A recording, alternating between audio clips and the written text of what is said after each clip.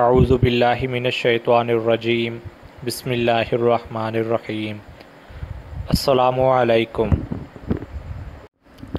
آج کا ترجمہ آیت توبہ کی قبولیت کے بارے میں ہے۔ آئیے سیکھتے ہیں۔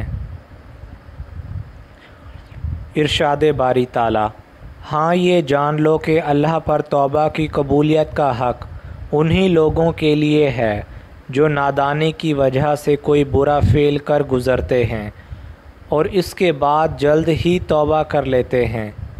ایسے لوگوں پر اللہ اپنی نظر عنایت سے پھر متوجہ ہو جاتا ہے، اور اللہ ساری باتوں کی خبر رکھنے والا اور حکیم و دانا ہے۔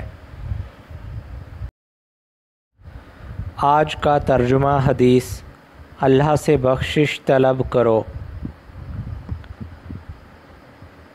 سیدہ عائشہ رضی اللہ عنہما سے مروی ہے کہ رسول اللہ صلی اللہ علیہ وآلہ وسلم نے فرمایا، اے عائشہ، اگر تم سے گناہ ہو گیا ہے تو اللہ سے بخشش طلب کرو، پس بے شک گناہ سے توبہ ندامت اور استغفار ہے۔